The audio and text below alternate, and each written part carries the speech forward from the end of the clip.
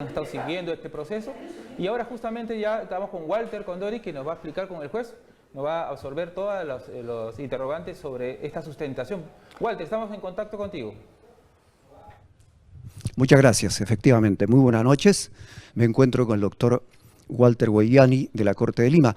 Doctor, un resumen de su decisión o la decisión que ha emitido su oficina en este caso. Muchas gracias, Walter. Acabamos de emitir una detención domiciliaria de este caso penoso que sucedió en la avenida Bancay por las siguientes razones. El informe policial expresamente dice que existió un factor de contribución.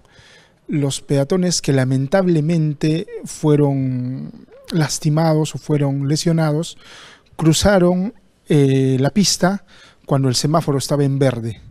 Y lamentablemente su ubicación en medio de la pista obedeció al quiebre previo de una de las reglas. El semáforo estaba en verde para los vehículos, entonces los ciudadanos lo que tenemos que hacer es no ingresar a la pista.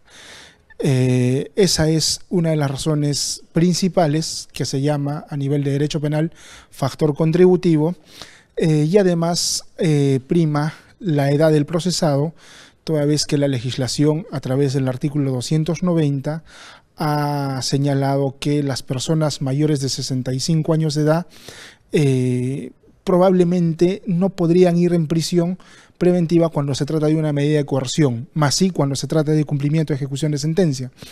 Para las personas mayores de 65 años la ley ha establecido la detención domiciliaria. Pero además lo que importa en este caso, lo que nos importa primero en este caso, es que los agraviados sean resarcidos, sean asistidos, sean ayudados en su proceso de recuperación.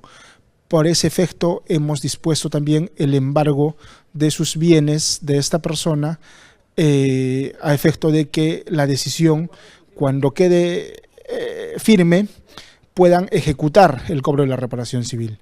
Esas han sido las razones por las que se ha dispuesto la detención domiciliaria. Los elementos de convicción fundamentados por la defensa, ¿en qué tema giró exactamente? Bien, la defensa ha realizado una defensa pasiva, se ha limitado a repetir determinados aspectos del proceso, ha afirmado cosas que no tenían mucha incidencia, pero más allá de la defensa ineficaz, cuando se tiene que dar la razón por justicia a una persona, creo que los jueces, antes de elegir entre la justicia o lo que aparentemente podría señalar la norma, prefieren la justicia. Y esto se manifiesta en que, pese a la poca preparación que tuvo el señor abogado al definir los términos de su defensa, tenía que absorber los fundamentos esenciales, y la razón esencial que decía era que se evalúe ese factor contributivo. Es que los peatones estaban en ese lugar por una razón, porque previamente quebraron la regla esta del respeto al semáforo, y eso a nivel del derecho penal se ha trabajado demasiado a través de una teoría que se llama autopuesta en riesgo. Quien se autoexpone en riesgo probablemente no podría o no tendría suficientes elementos para reclamar la configuración del delito de otra persona. Pero este es un caso muy complicado porque, pese a la autopuesta, este señor quebrantó unas reglas. No es que continuó en su regularidad y no quebrantó las reglas. Quebrantó las reglas, pero hubo un factor contribuyente que abonó. Porque si el quiebre de las reglas hubiese sido en el curso normal, sin los peatones, eventualmente el daño hubiese sido material y no tendría los penosos efectos que tuvieron en esta causa. Doctor, finalmente, a manera de reflexión, las personas de 70 años, de más años, ¿cuándo están, digamos, no obligados, o en todo caso, cuál es la responsabilidad de ser de tercera edad para conducir un vehículo como este? No hay una limitación propia, lo que existe son exámenes constantes del Ministerio de Transportes para verificar si es que le renuevan o no la licencia. En el caso evaluado, conforme nuestras amigas y amigos podrán verificar, es que la persona nunca tenía antecedentes penales, no tiene registros negativos en su haber, pero además estaba medicado. Además, tenía problemas previos de depresión, se le había muerto la mamá, la esposa. Entonces él refiere que esos actos generaron distracción. No es una justificación absoluta, ¿no? Pero los jueces siempre debemos escuchar esas razones. Y algo que sí es importante, que hago un llamado desde acá, desde nuestro canal, en favor de los trabajadores del Poder Judicial y de los trabajadores del Ministerio Público, es que a diario nosotros nos exponemos en estos cruceros peatonales porque precisamente las autoridades que trabajan por estas zonas pasan a las 8 de la mañana.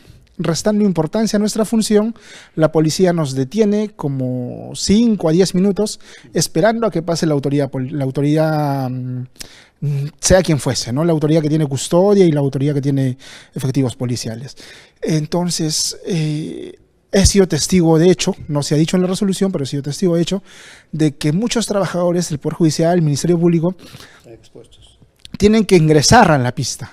Entonces, necesitamos ser una mejor sociedad en la que la autoridad policial y estas autoridades, altas autoridades en especial, concurran pues a la hora a su trabajo para no tener que estar colisionando con los derechos de la generalidad de quienes venimos y tenemos que cruzar una pista para llegar a nuestro trabajo. Si se respetan los semáforos en una punta, creo que todos ganamos. Pero si nos retienen de 7:50 hasta las 8, va a generar este tipo de problemas que invito a nuestras amigas y amigos de Justicia TV, que se ubiquen acá en la avenida Bancay, y ese es un problema constante, en el que el abuso o la falta de respeto a la autoridad se manifiesta todos los días, porque la gente no entiende y el policía que está dirigiendo el tránsito tampoco no es responsable porque él simplemente cumple órdenes. Entonces, más de una vez he visto estos casos y necesitamos regularnos de mejor manera para que haya respeto tanto de los altos funcionarios como el ciudadano de a pie, el ciudadano que vive de su trabajo día a día. Correcto. ¿Alguna inquietud desde estudios finalmente? Sí, llamaba la atención. Muy buenas tardes ante todo, doctor Guayani, gracias por atendernos después de este importante fallo. Sin embargo, pues llamaba la atención, más allá de la imprudencia que se señala, era obvio que el grupo de personas estaba frente al conductor, por decirlo de alguna manera, o era visiblemente, ¿no? Era un grupo de 6 personas. ¿Qué es lo que argumentó para que no haya podido frenar a tiempo? Lo que señaló fue que se distrajo con una mascota que llevaba y que no había tomado sus pastillas, que no había tenido la atención correspondiente. Claro, esa es una afectación al Reglamento Nacional de Tránsito, pero ese tipo, cuando nosotros evaluamos y ponderamos estas circunstancias, ese tipo de aseveraciones tienen que ser reevaluadas conjuntamente con ese factor contributivo. ¿Qué pasó? ¿Qué hubiese pasado si es que esas personas no hubiesen cruzado la pista en semáforo verde? Lo que hubiese pasado era un choque entre carros, y el choque entre carros se paga con plata. Pero el resultado que hoy tenemos es penoso porque hay personas que en efecto están sufriendo, y no es que los jueces seamos indolentes ni seamos ajenos al dolor.